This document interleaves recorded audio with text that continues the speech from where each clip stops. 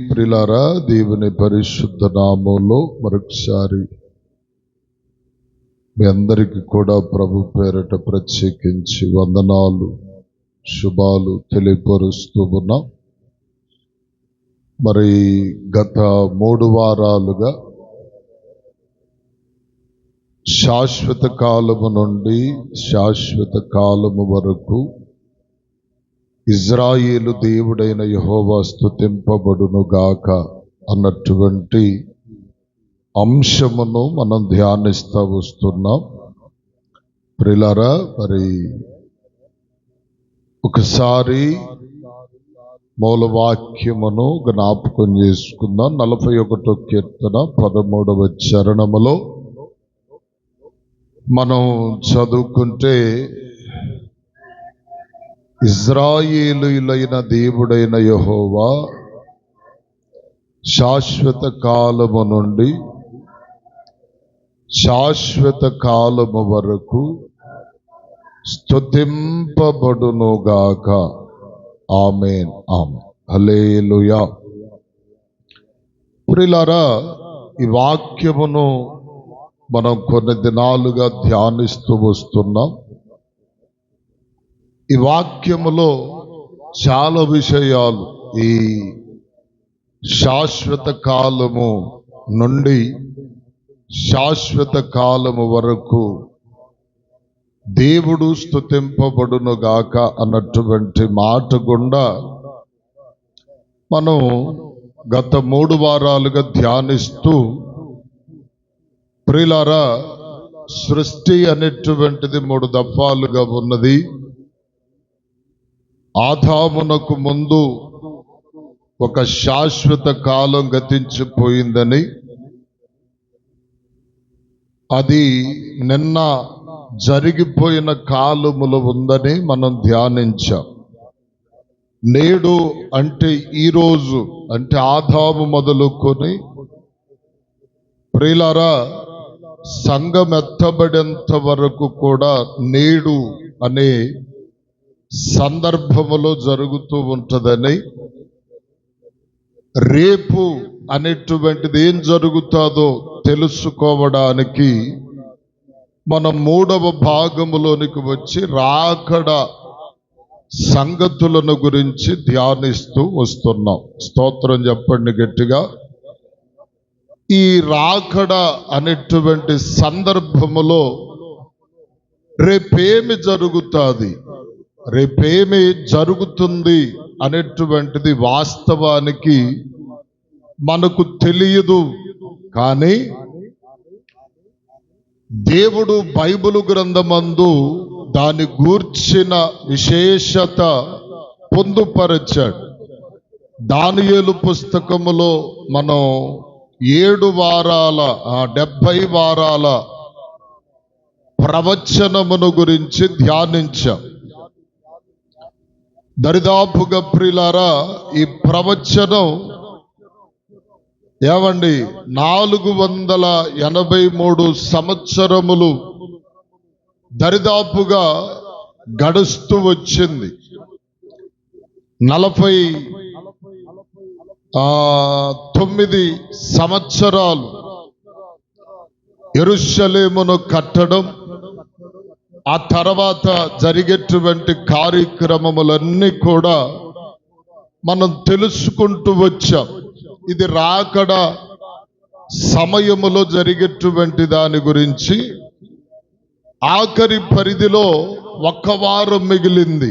1 వారము అంటే, వారము అన్నటువంటి దానిని బైబిలు గణాంకాల ప్రకారంగా మనము చూస్తే వారములో 7 రోజులు ఉంటాయి. 7 రోజుల ఆ విధిని బైబిలు కాలగమనములో చూసినప్పుడు 1 రోజు 1 సంవత్సరముతో పోల్చబడింది. 7 రోజులు అనేటువంటిది 7 ఏండ్ల శ్రమల కాలం, క్రీస్తు రాకడ దినమని ఇవన్నీ చెప్పుకుంటూ మనం వచ్చాం.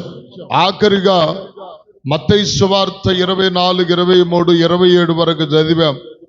ఏమండి, ఆ తర్వాత లూకా సువార్తలు ఇవన్నీ ఏమండి దేవుని రాకడ ఎలా వస్తుంది అంటే అక్కడ మనం చూసాం ప్రియులారా, నోవాహు దినములలో జరిగినట్లుగా క్రీస్తు మనుష్య కుమారుని దినములలో కూడా జరుగుతుంది. మనుష్యులు తినచ్చు, త్రాగుచు, సుఖించుచు, ఏమండి పెళ్లికిచ్చుచు, పెళ్లి చేసుకొనుచు, ఇల్లు కట్టుకుంటూ, తోటలు నాటుకుంటూ ఇదే ప్రక్రియలో ఉంటారట. అప్పుడే అకస్మాత్తుగా దేవుని రాకడ వచ్చేస్తుంది. అంతేకాదు, లోతు దినాలలో కూడా అలాగే జరిగిందట. ఇవన్నీ కూడా మనం చెప్పుకుంటూ వచ్చాం. దేవునికి స్తోత్రం కలుగునగాక. ఇప్పుడు దేవుని రాకడలో సంభవింపబోయేటువంటి పరిస్థితులు ఏవైతే ఉన్నాయో వాటన్నిటిని కూడా మనం చూస్తే ఈ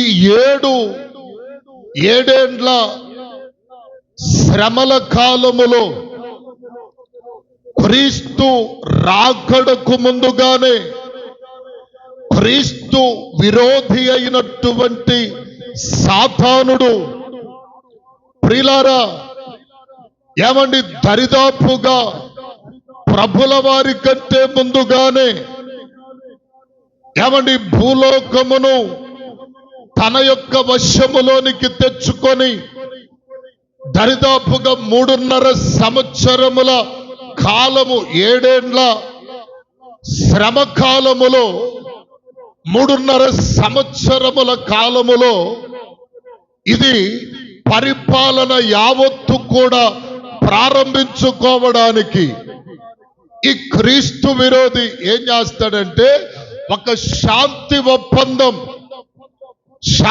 ఒప్పందము చేసుకొని ఏమండి దేవుని ప్రజల మీద, ప్రపంచము మీద ఆధిపత్యము చేయడానికి వీడు పూనుకొని ఉంటాడు. అప్పుడే ప్రభు రాకడ వస్తుంది. ఎలా వస్తుంది అంటే, ప్రభు రాకడ ఎప్పుడు వస్తుంది అంటే మనం చూస్తున్నాం, గర్భిణీ స్త్రీకి ప్రసవ వేదన వచ్చినట్లు, లేకపోతే అర్ధరాత్రి వేళ అని చెప్పి ప్రభు రాకడను గురించి మనం చూస్తున్నాం. అది వాస్తవానికి ఎప్పుడు వస్తుంది అనే ఆ క్లారిఫికేషన్ అనేటువంటిది మనకు చాలా అవసరం. దేవునికి స్తోత్రం చెప్పండి, గట్టిగా చెప్పండి హల్లెలూయా. అందుకనే ఇక్కడ మనం చూసాం ప్రభువారు చెప్పినటువంటి మాటలు, ఆ దినము ఎప్పుడు వచ్చునో మీరు ఎరుగరు, తెలుసుకొనరు అని చెప్పి మాట్లాడు. ఇప్పుడు నా పాయింట్ ఏమిటంటే, క్రీస్తు రాకడ ఎప్పుడు వచ్చునో తెలియదు అనే కోణములో మనము చూస్తున్నాం. కొందరు అర్ధరాత్రి వేళ దేవుని రాకడ వస్తుందని తెలియపరచటం కూడా మనం చూస్తున్నాం.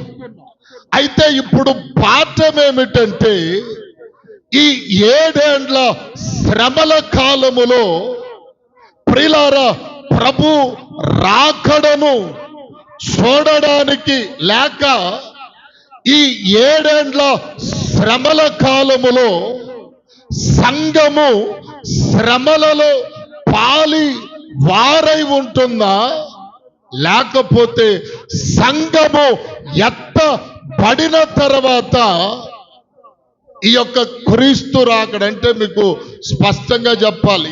ఎలాగంటే, సంఘము ఎత్తబడిన తర్వాత ప్రభు రాకడ వస్తుందా, లేకపోతే శ్రమల కాలం సంభవిస్తుందా? ఈ సంఘము శ్రమలలో ఎక్కడుంటుంది? ఆ శ్రమ కాలములో ఎక్కడుంటుంది? అసలు పాయింట్ ఏంటంటే, సంఘము శ్రమ కాలములో ఆ క్రీస్తు విరోధి ఈ లోకములో 7 ఏండ్లు శ్రమలు కలిగిస్తుంది కదా. ఈ శ్రమల కాలములో సంఘము ఎత్తబడుతుందా, లేకపోతే ఎత్తబడకుండా ఉంటుందా? ఇది పాయింట్. దేవునికి స్తోత్రం చెప్పండి గట్టిగా. అంటే శ్రమలలో సంఘం భూలోకంలోనే ఉంటుంది, ఎత్తబడిపోతుందా? సంఘము శ్రమలను చూస్తుందా, చూడదా? అయితే దీనికి ఒక్క మాట మనం చూడగలిగితే ప్రియులారా, యెషయా గ్రంథములోనికి వస్తాం. యెషయా గ్రంథము 26వ అధ్యాయము 21వ వచనం చదవండి.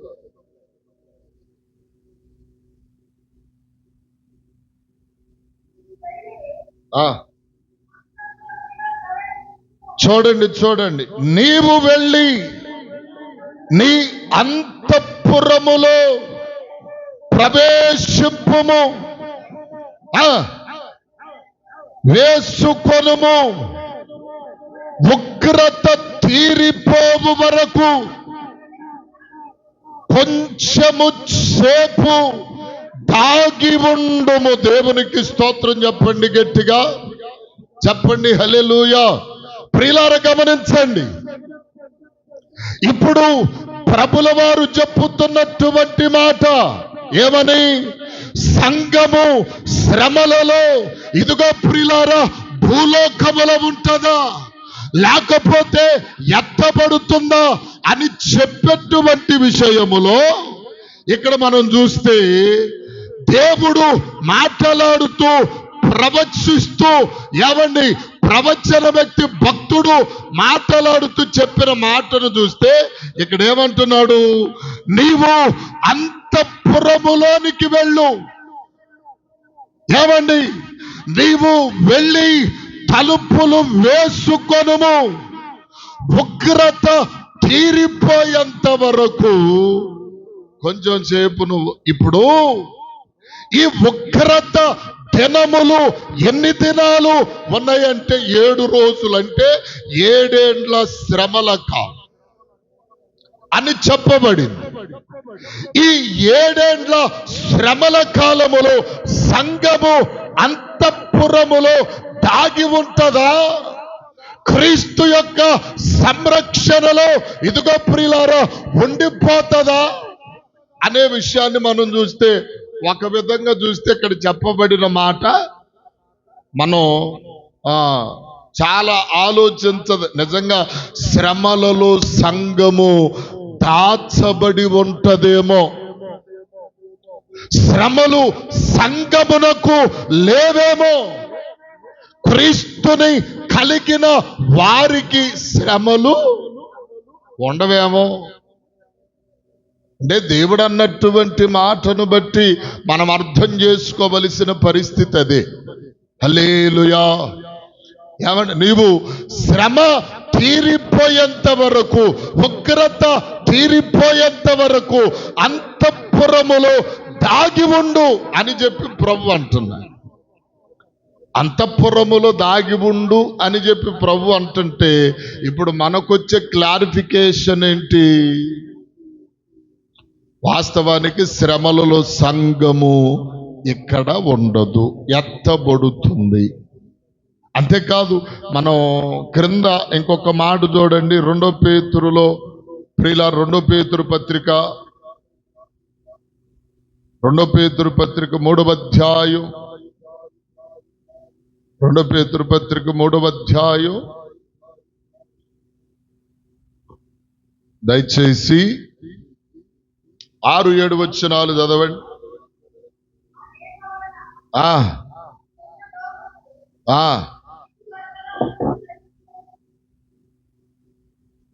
ఆ నీళ్ల వలన అప్పుడున్న లోకము,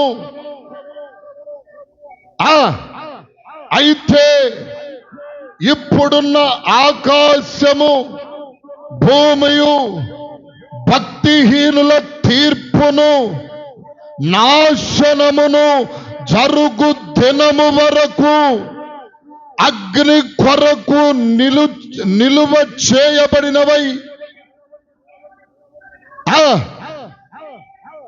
దేవునికి స్తోత్రం చెప్పండి గట్టిగా. అప్పుడు చూడండి, అంత్య దినములలో అపాయకరమైన కాలములు వచ్చును.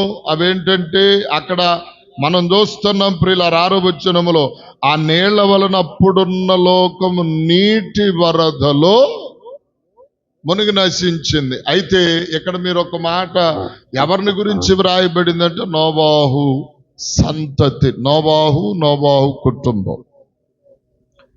నోవాహు సువార్తను ప్రకటించాడు. అంటే సంఘము ఆ శ్రమ కాలములు ఎక్కడుంటది అంటే, ఏమండి, ఆపకుండా 40 రాత్రుంబగళ్ళు వర్షము కుమ్మరింపబడితే వరద బీభత్సముగా వరద వచ్చింది. ఆ నీళ్ల వలన అనేకులు కూడా నాశనం అయిపోయారు. ఆ శ్రమ దినమున లోకము శ్రమకు బాధకు కారకులైపోయారు. కానీ నోవాహు సంతతి, నోవాహు కుటుంబం మాత్రం ఆ నీటి మీద తేలియాడుతూ వెళ్ళిపోయారు. దేవుని స్తోత్రం చెప్పండి గట్టిగా. వాస్తవానికి ఈ విషయాలలో ఇంకొక మాట 2వ అధ్యాయంలో, అదే పేతురు 2వ అధ్యాయం, పేతురు కాదు, 2 రాజులు 2:11, దయచేసి 2 రాజులు 2:11లో చూడండి. ఇంకొక మాట, నేను త్వరగా ముందుకు వెళ్తాను.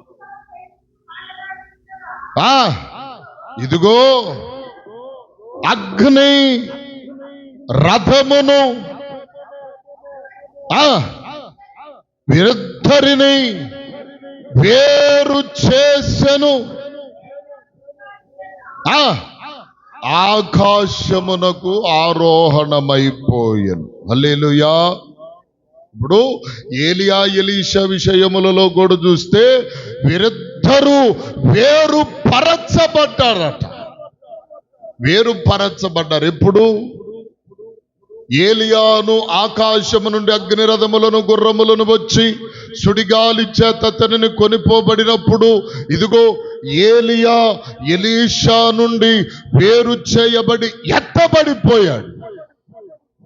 ఇప్పుడు ఎలీషానేమో క్రిందనే ఉండిపోయాడు. ఇంకొక మాటలో ఆ ఏబు పుస్తకములు 34:20లో అక్కడ అంటాడు, బలవంతులు దైవికముగా. ఒక్క నిమిషములు ఆ మాట కూడా చదవండి ఒకసారి. ఏబు పుస్తకం 34:20. వారు నిమిషములో చనిపోవుదురు, అర్ధరాత్రి ప్రజలు బలవంతులు దైవికముగా కొనిపోబడుదురు. దేవునికి స్తోత్రం చెప్పండి గట్టిగా. హల్లెలూయా చెప్పండి, హల్లెలూయా. ఇప్పుడు ఈ మాటలన్నిటిని మనము చూస్తే వాస్తవమునకు శ్రమలలో సంఘము, ఇదిగో ఏమండి, ఈ భూలోకమందు ఉండదనేటువంటిది స్పష్టమవుతుంది. అంటే శ్రమ కాలములో భూలోకములో సంఘం ఉండదు. శ్రమలలో సంఘము దాచబడుతుంది, లేకపోతే ఎత్తబడుతుంది. ప్రభు ఇదిగో ప్రియులారా కాపుదలలో ఉంటదన్నట్లుగా ఈ మాటలన్నీ కూడా రుజువు చేయబడుతున్నాయి. స్తోత్రం చెప్పండి గట్టిగా. శ్రమలలో ఏమండి, శ్రమలలో సంఘము భూలోకములు ఉండదన్నటువంటి ఒక స్పష్టత కొన్ని వాక్యాలు మనకు రుజువు చేస్తూ వస్తున్నాయి. అయితే ఇంకొక మాట ఏంటంటే, ఇంకొక విషయములో చూడగలిగితే ఏమండి, మత్తయి సువార్త 25:6లో చూడండి.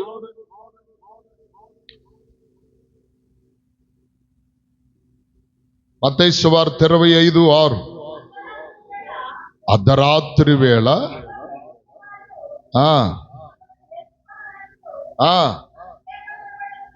అను కేక వినబడెను. ఆ కన్యకలందరూ లేచి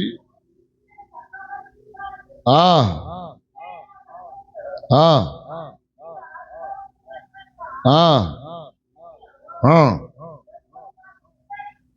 చెప్పు, చదువు. దేవునికి స్తోత్రం. చాలు చాలు, ఈ చరిత్ర అంతా మనకు తెలుసు.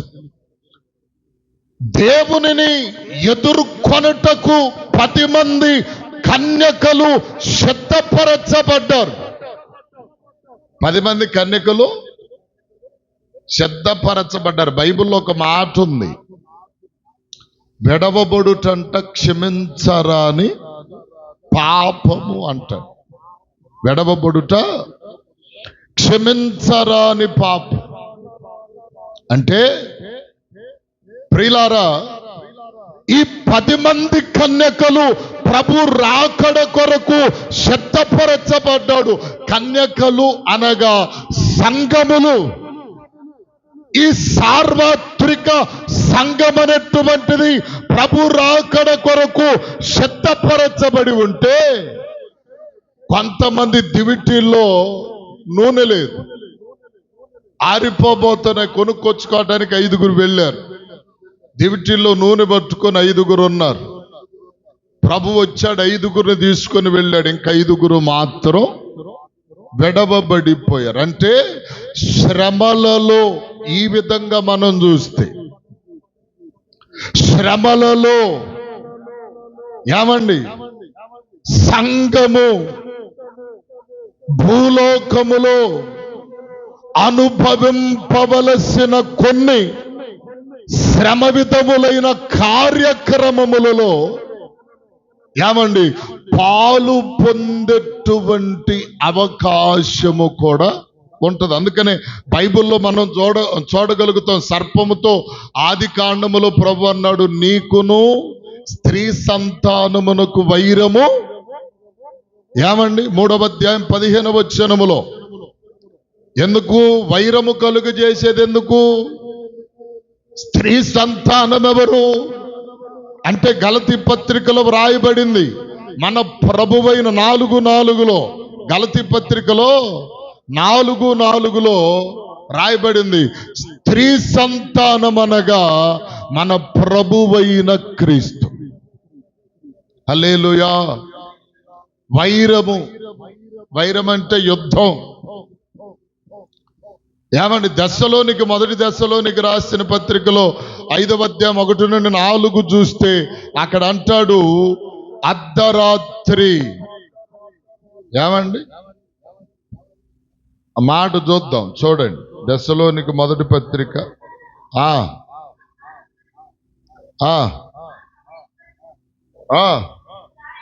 వ్రాయనక్కరలేదు.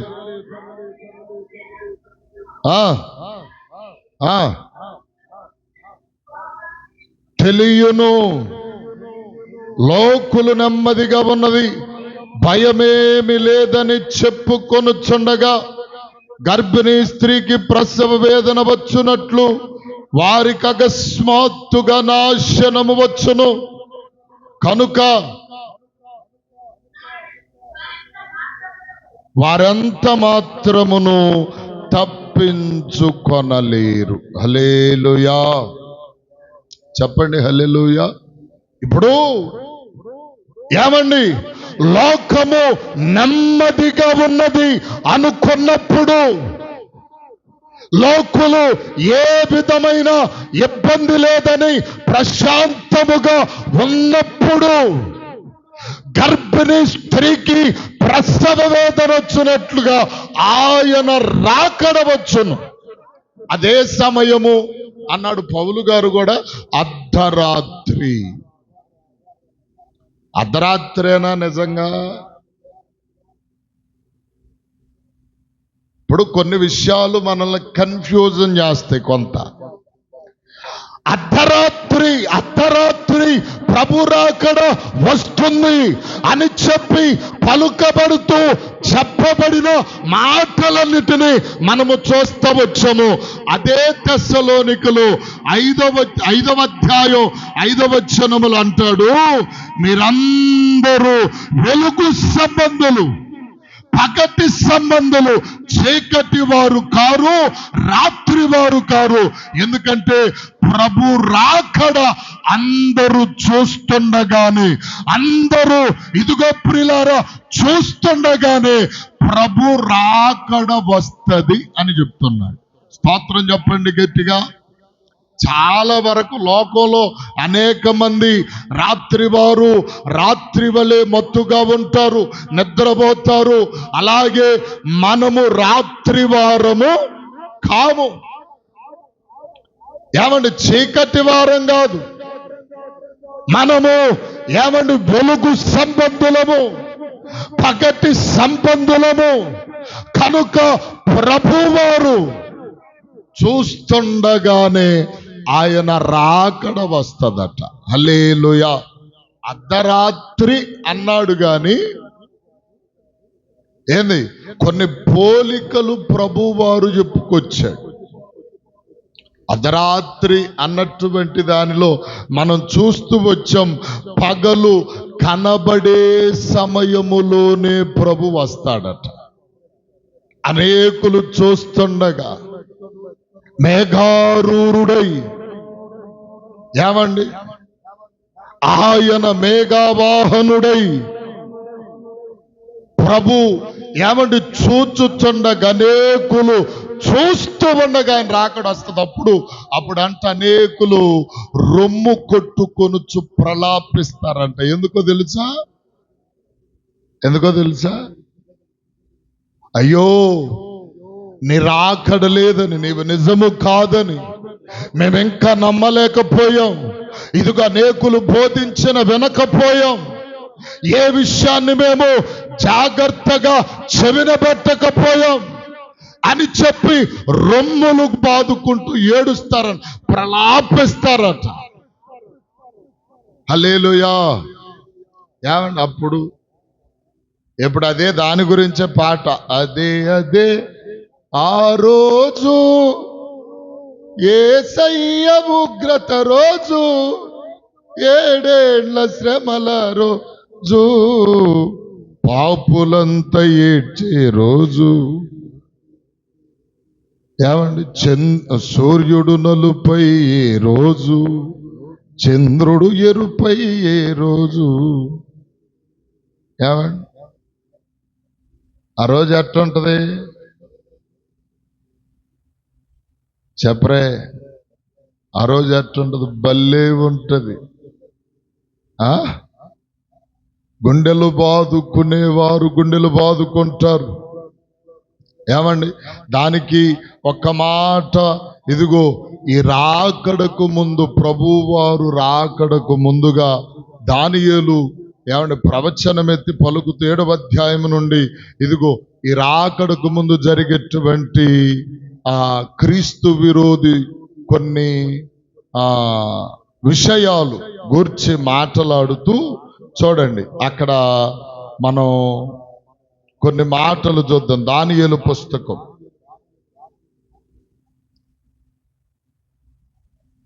దానియేలు గ్రంథం 7వ అధ్యాయం 1 నుండి 4 వచనాల వరకు చదవండి. 7వ అధ్యాయం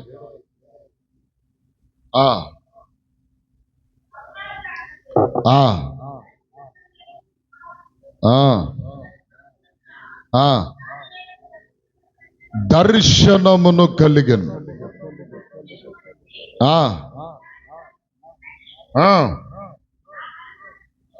ఆ కళ వివరించి వ్రాసెను. దానియేలు వివరించి చెప్పినదేమనగా, రాత్రి యందు దర్శనములు కలిగినప్పుడు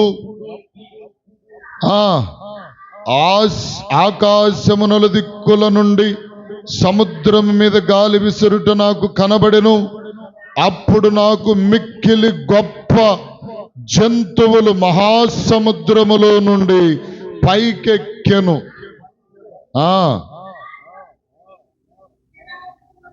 ఒకదానికొకటి భిన్న ముఖములై ఉండెను. దేవునికి స్తోత్రం. చాలు. ఇక్కడ ప్రియులారా 4 రకాలైన జంతువులను గూర్చిన దర్శనం ఒకటి దానియేలుకు కనబడింది. ఒకటి సింహము వలెను, ఒకటి ఏమండి రెక్కలు కలిగిన పక్షి వలెను, ఏమండి మరొకటి ఇలాగు అన్ని కూడా కనపడ్డాయి. కానీ ఆ జంతువులలో ఒకదానికట విచిత్రముగా 10 కొమ్ములు ఉన్నాయని అక్కడ మీరు చూడవచ్చునములో రాత్రి యందు దర్శనములు కలిగినప్పుడు చూస్తుండగా ఘోరమును భయమును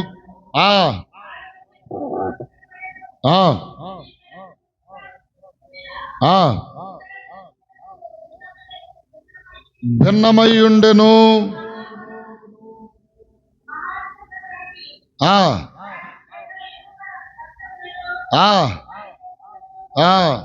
10 కొమ్ములను కలిగినదై ఇది సమస్తమును భక్షించుచు వస్తువున్నట. చాలమ్మ చూడండి, ఇక్కడ మొట్టమొదటిగా దర్శనములో కనబడినటువంటి సందర్భమును దానియేలు చూచినప్పుడు 4 ఏమండి క్రూర జంతువులు సముద్రములో కనబడుట చూశాడు.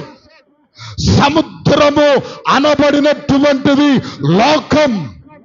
ఈ లోకము అన్నదానిని గురించి బైబిల్ చెప్పుతున్నటువంటి మాట మనము చూస్తే ఏమంటే ప్రకటన గ్రంథములో మనం చూస్తాం 17:1, 17:17లో అక్కడ రాయబడి ఉంటుంది జలములు అనగా జనము అని భావన. చూడండి 17వ అధ్యాయం 1వ వచనం ప్రకటన గ్రంథం.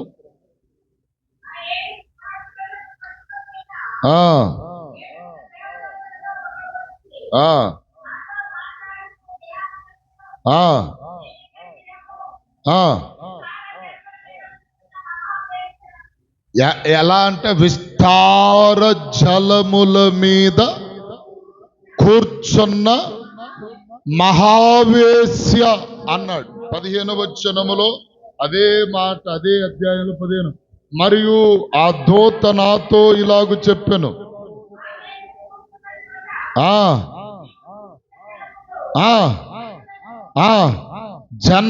జనసమూహములను అంటే చాలు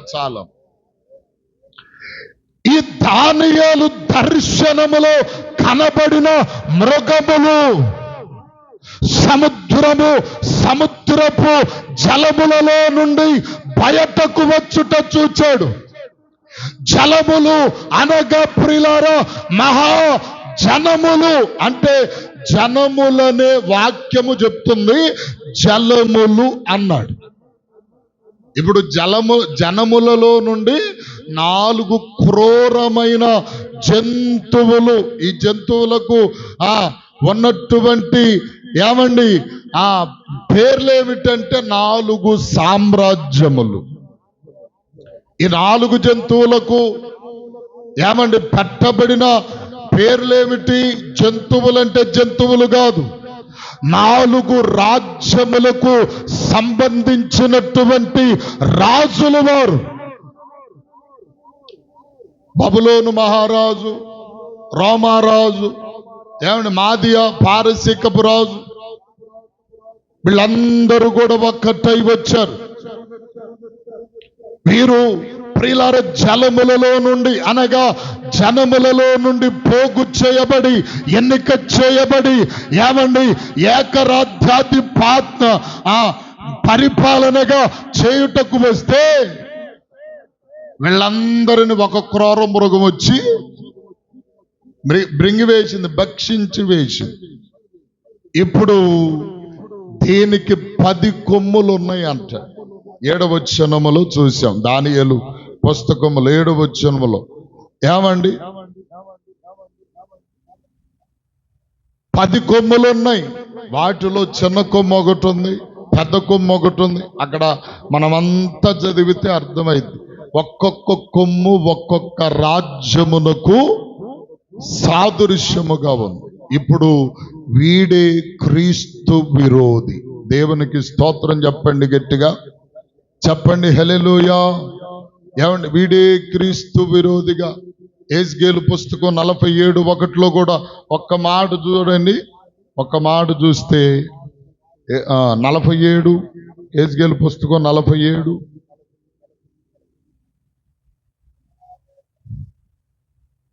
1వ వచనములో మందిరపు గుమ్మము నుండి నన్ను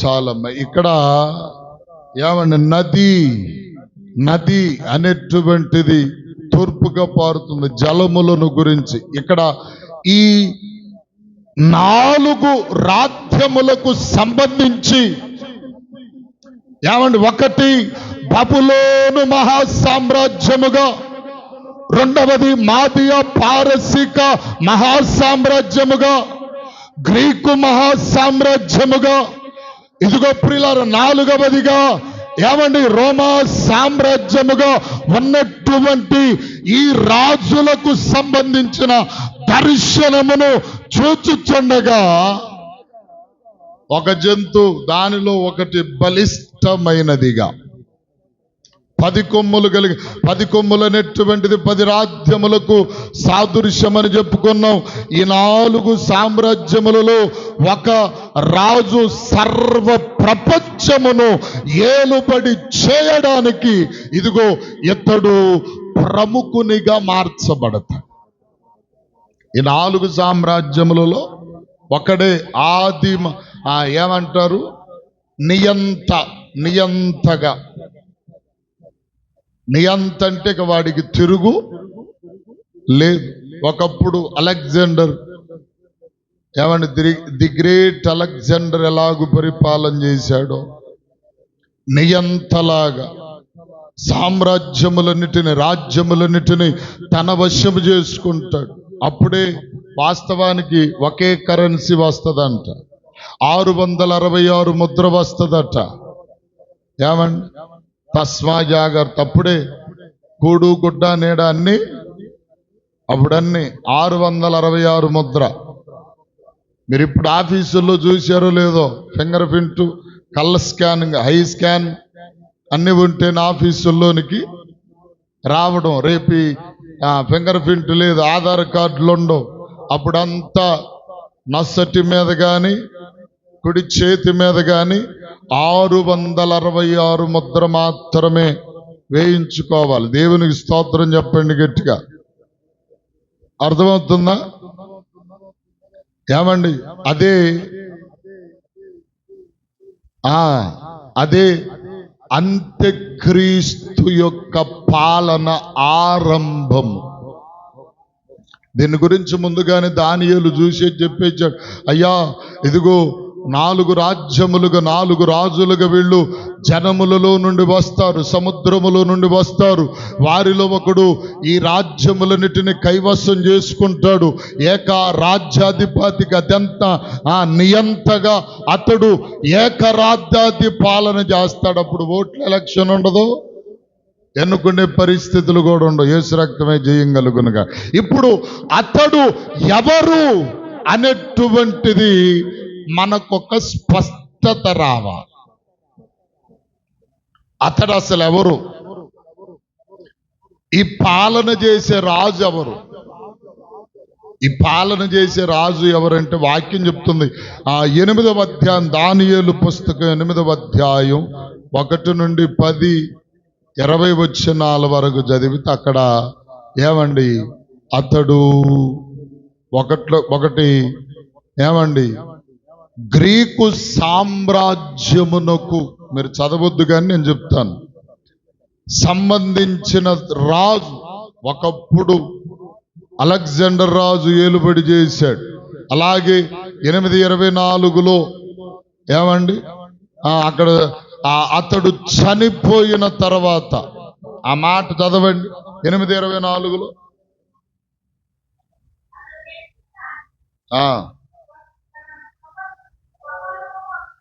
ఆ, అతడు గెలుచును గాని తన స్వబలము చేత వలన గెలవడు. ఆశ్చర్యముగా శత్రువులను నాశనము చేయుటయందు అభివృద్ధి పొందుతూ ఇష్టమైనట్టుగా జరిగించుచు బలవంతులను అనగా పరిశుద్ధ జనమును నశింపచేయు. దేవునికి స్తోత్రం చెప్పండి గట్టిగా. ఏమండి? తర్వాత అదే 11వ అధ్యాయంలో దానియేలు పుస్తకం 11:2లో కూడా ఒక మాట ఉంది.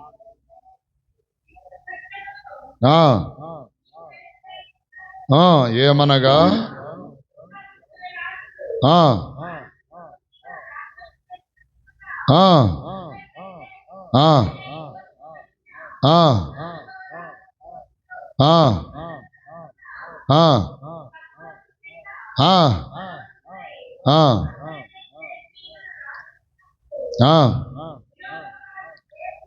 ఆ అంతలో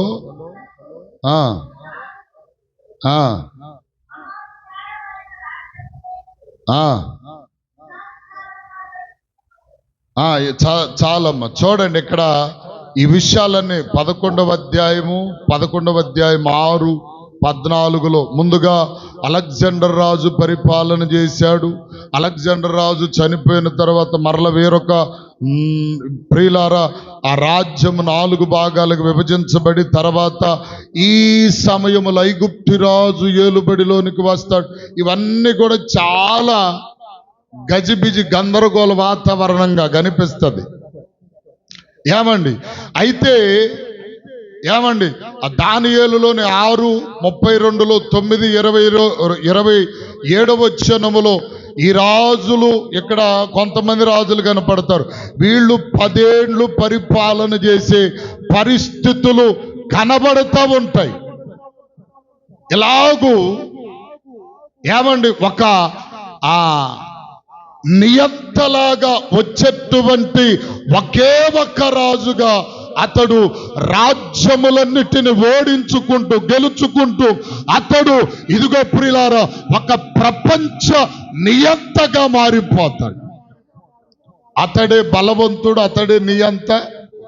తన మాట చేత ప్రతి విధమైనటువంటి పరిస్థితిని ఏమండి లోపరచుకొని చేస్తూ ఉంటాడు. ఇప్పుడు అక్కడ మనం చూడగలుగుతాం ఈ రాజు కీర్తన గ్రంథములో ఏమండి మనం చూస్తాం. కీర్తన గ్రంథము 4వ వచనములో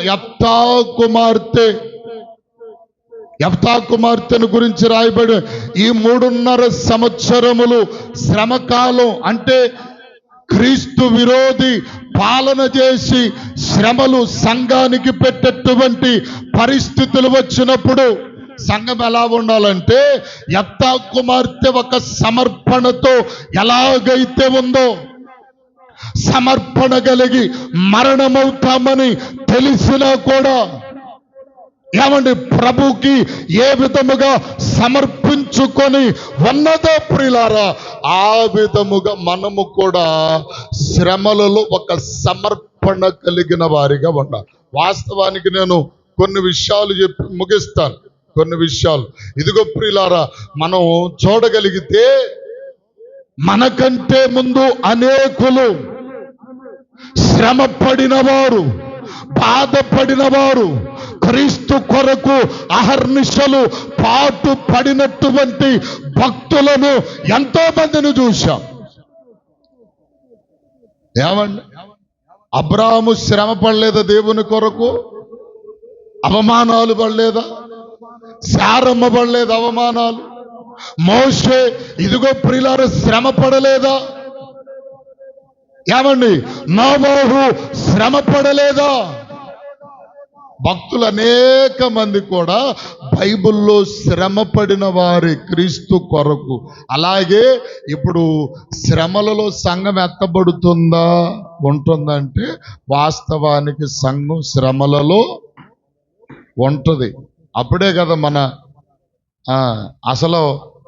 అసలు రంగు బయటపడి. అవునా? క్రీస్తు కొరకు ఆయుత్త పడేవారు ఎవరు? కూడు గుడ్డ నీడ కొరకు పరిగెత్తేవారెవరు? మనకు తెలిసేటప్పుడే కదా. హల్లెలూయా.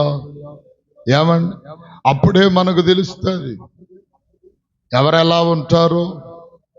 సంఘం శ్రమలలో ఏమండి ఎత్తబడకుండా నోబాహు పరిస్థితులు లేకపోతే ప్రియులారా ఏమండి అనేక మంది భక్తులు దేవుని కొరకు ఏలియా, ఎలీషా, ఒక ఏబు, ఏమండి దావీదు, దానియేలు, ఇలాగ అనేక మంది భక్తులను మనం చూసాం. వీళ్ళందరూ కూడా దేవుని కొరకు శ్రమపడిన పరిస్థితులు. అలాగే ఇప్పుడు సంఘము కూడా ఒక 3.5 సంవత్సరముల కాలం ఏం చేయబడుతుంది? మహాశ్రమలలో పాలివారై ఉంటారు. అయితే ఆ శ్రమలలో ఎలా ఉండాలి అనేటువంటి మాటలో ఒక్క మాట చెప్పి నేను ముగించి వేస్తాను. ఏమండి, దేవుని యొక్క వాక్యంలో ప్రియులారా చూడండి, ఎఫెసీయులకు రాసిన పత్రిక, ఎఫెసీ పత్రికలో 4వ అధ్యాయం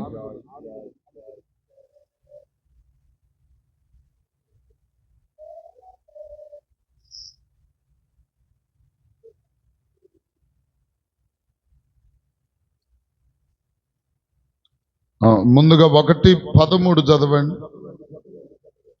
ఎఫెసీ 1:13.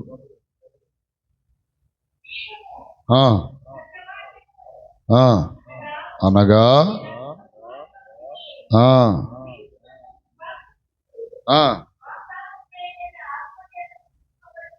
ముద్రింపబడితిరి. అలాగే 4:30 కూడా చదవండి.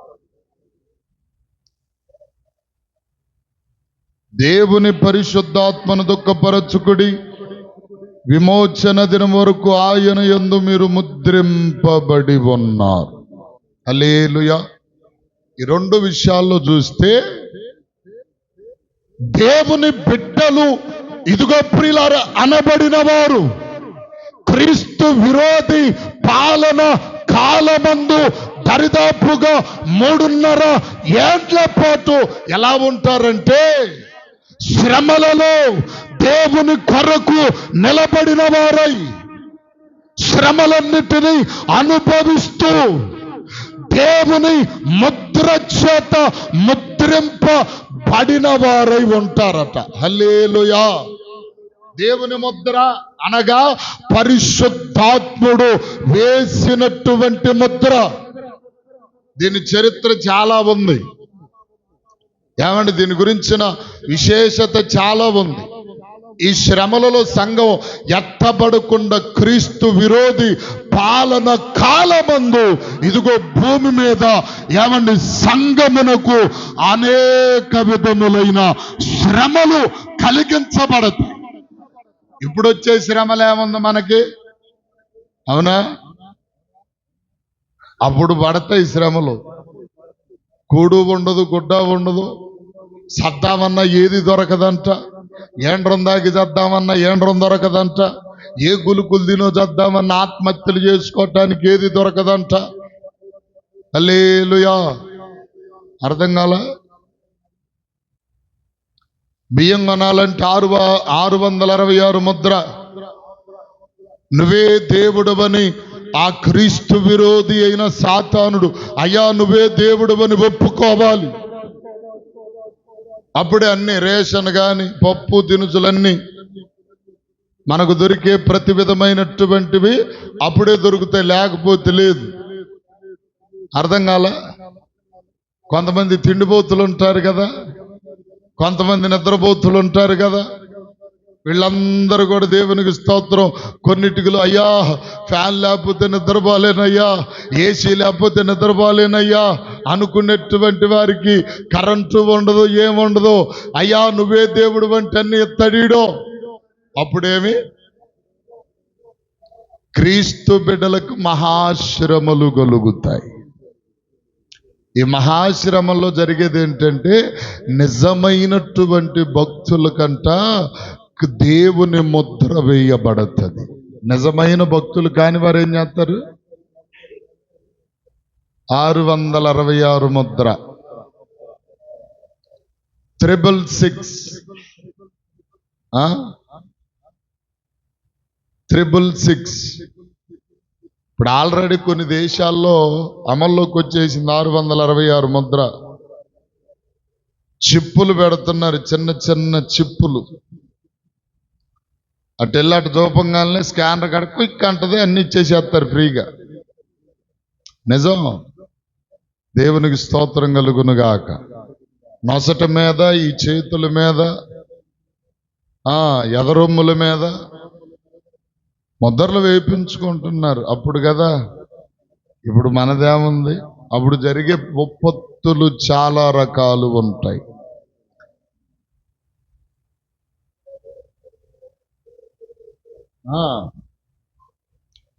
అయితే ముద్ర అసలు దేవుని బిడ్డలైనటువంటి వారందరికీ నొసట మీద, అది కూడా ఒక మాటలో చెప్పి నేను ముగిస్తా. ఎలాగంటే, ఈ శ్రమలు తీరిపోతున్నాయి అనేసరికి క్రీస్తు రాకడలో ముందుకేం చేస్తాడంటే మిడతల దండును పంపిస్తాడంట.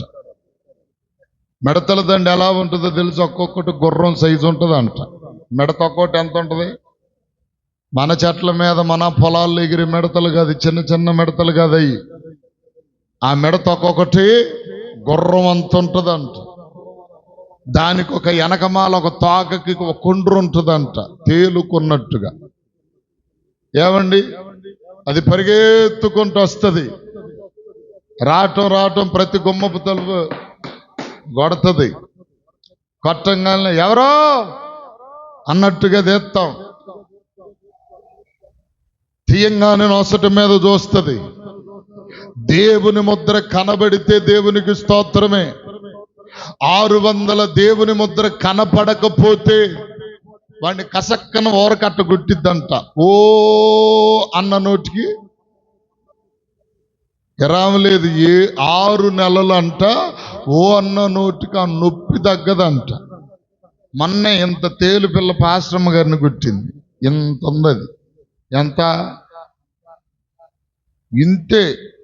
ఊరక కొద్దిగా పెద్దదా ఉంటుంది చూసారా, అంత ఉంటుంది. ఏమంటే తెల్లగా ఉంది తేలు పిల్ల. వర్షం పడింది.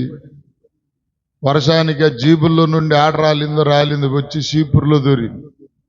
ఏమేం చేసింది? చీపురు ఊరకట్ట అంది. ఆ చీపురు నుండి కనీసం ఒక 100 ఉన్నాయి. 100 తేళ్ళు ఉన్నాయి. అన్నీ అంతంతయే. మొత్తం శుభ్రంగా కాలుతో మొత్తం తొక్కి నలిపేసే తర్వాతనే. ప్రియులారా, అది ఇంత లేదు అసలు. పడిన బాధ తీసుకెళ్ళి అండ్ హాస్పిటల్కి తీసుకుని వెళ్ళా. తెల్లవారుజులు మత్తు ఇండక్షన్ చేస్తానున్న దానికి. దేనికి? తేలు గుట్టించోట. అయ్యో అయ్యో అయ్యో, ఇదే పరిస్థితి. ఎంత లేదు అది గుడితే, ఇదే మొలుగుడు. అప్పుడు అది గుడితే ఉంటుంది. లేదు లేదు. అమ్మా, అయ్యో అయ్యో, చలి, జ్వరం అన్నట్టుగా. ఇది మరలా ఆ నొప్పి తగ్గుతుంది అనగానే మళ్ళా వస్తుందట. ఇప్పుడు ఈ మధ్యలో జరిగే ప్రక్రియ ఏంటో తెలుసా? ఒక చిన్న ఉదాహరణ చెప్పి ముగిచ్చేస్తాను. ఇప్పుడు నేను పాశ్రమ గారు, లేకపోతే నేను మీరు ఉన్నాను. ఏమండి? సరే, బేబమ్మ గారికి ఓరగా, బేబమ్మ గారు,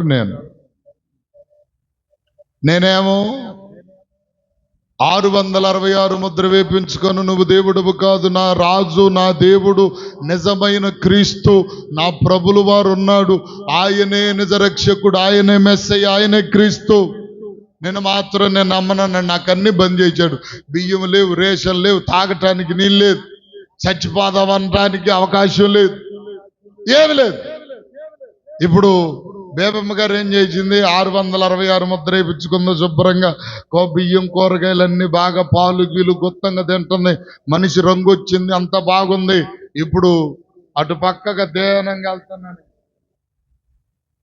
దేనంగా ఆకలితున్నాను కదా, ఊక్కుంటా అబ్బా అనుకుంటా ఇట ఆశ గారు అని పిలిచింది. ఏంటమ్మా? ఎందుకండి బాధలన్నీ? 666 ముద్ర వేయించేసుకోండి. నేను చూడు ఎట్టున్నాను, శుభ్రంగా టయానికి తిన్నాను, కమ్మగా అన్ని ఫ్రీయే. ఇప్పుడు 666 ముద్ర వేయించేసుకోండి. నేను వేయించుకోవాలమ్మా అని నన్నప్పటికి మిడతలతో రాలా. నన్ను చూసి నీకు చెప్పేవాడు ఎవడు లేడు, నిన్ను మార్చలేడు ఎవడు అనుకో నవ్వుకుంటుంది. ఇప్పుడు 666 ముద్ర ఆమె వేయించుకుంది కదా, అన్ని దొరుకుతున్నాయి, నాకేమీ దొరకటం. ఎప్పుడు ప్రభు మిడతల దండును పంపించాడు. మిడతల దండును పంపిస్తే మిడతల దండు రావటం వెళ్ళిపోయింది. ఎక్కడికి?